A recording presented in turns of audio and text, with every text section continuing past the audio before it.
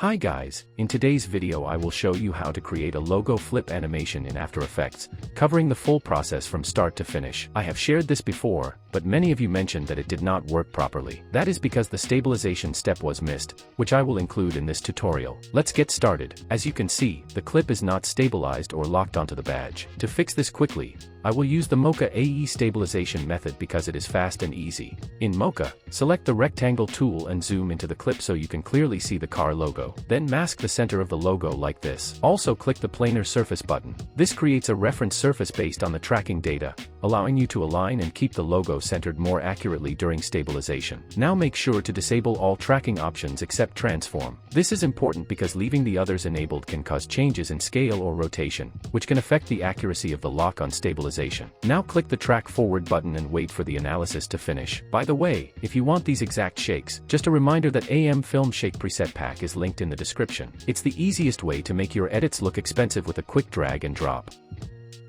Once that's done, click Save and close Mocha AE. In After Effects, expand Track Data and click Create Track Data. Press U on your keyboard to reveal the keyframes on the layer and copy the center keyframes. Then press A to reveal the anchor point property and paste the copied keyframes onto it. The lock on stabilization is now complete. If you scrub through the timeline, you will see that the car logo stays centered. The only thing left is to fix the black edges, which can be done by slightly scaling the video. With that done, the stabilization process is complete, and we can move on to creating the badge flip animation. First, pre-compose the layer. Make sure move all attributes and adjust composition duration are selected, then click OK. To stay organized, I will rename this layer to Clean, since we will be removing the car logo and this will be the clean version. To remove the logo, we first need to mask it out. For masking, I will be using Mocha AE.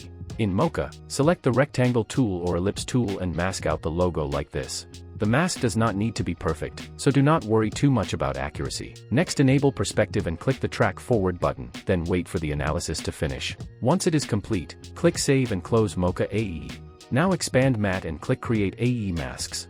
On the layer, press M on your keyboard to reveal the mask, and change the mask mode to subtract to invert it. You can also enable the inverted checkbox instead. Both methods work the same. The logo should now appear fully black like this. If it does not, make sure there are no other layers underneath the clean layer. To remove the logo, go to the window menu and open Content Aware Fill. Copy my settings under Content Aware Fill. Set Alpha Expansion to 1 or 2, and set Fill Method to Edge Blend. Before clicking Generate Fill Layer, here is an important tip. Make sure the work area matches the length of your clean layer. If you have other layers or a longer timeline, trim the work area so it only covers the clean layer. In my case, I am working inside a pre-composed layer, so it is already properly isolated. With the work area corrected, click Generate Fill Layer and wait for the logo to be removed.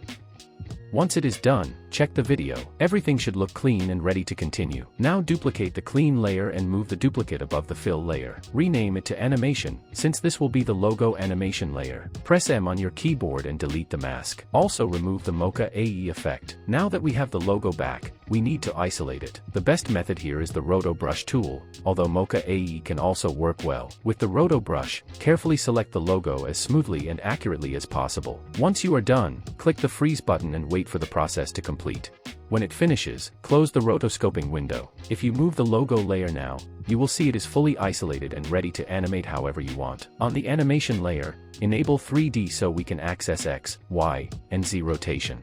First, press P on your keyboard to reveal the position property and click the stopwatch to add a keyframe at the beginning of the layer. Next, hold Shift and press R to reveal all rotation properties, then enable the Y rotation stopwatch to add another keyframe. Next, scroll a few frames forward and move the Y position upward. Then set the Y rotation to 1 full rotation so the logo rotates only once. If you want more rotations, you can adjust it to your preference. To complete the animation, we need the logo to return to its original state. Scroll forward to where you want the animation to end, then reset the position and rotation properties by right-clicking them and selecting Reset. Next, select all keyframes and press F9 to apply Easy Ease. Open the graph editor, right-click, and choose Edit Speed Graph. Then create a smooth curve similar to mine.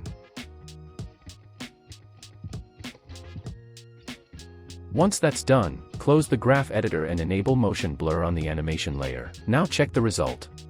To make the effect feel complete, I'll add a shake effect from the AM Film Shakes pack. You can get the pack from the link in the description below, and you can also check out my shake tutorials on the channel. Let's quickly preview the final result, and we're done. Hope you found this video helpful. Thanks for watching, and if you enjoyed it, please give it a like.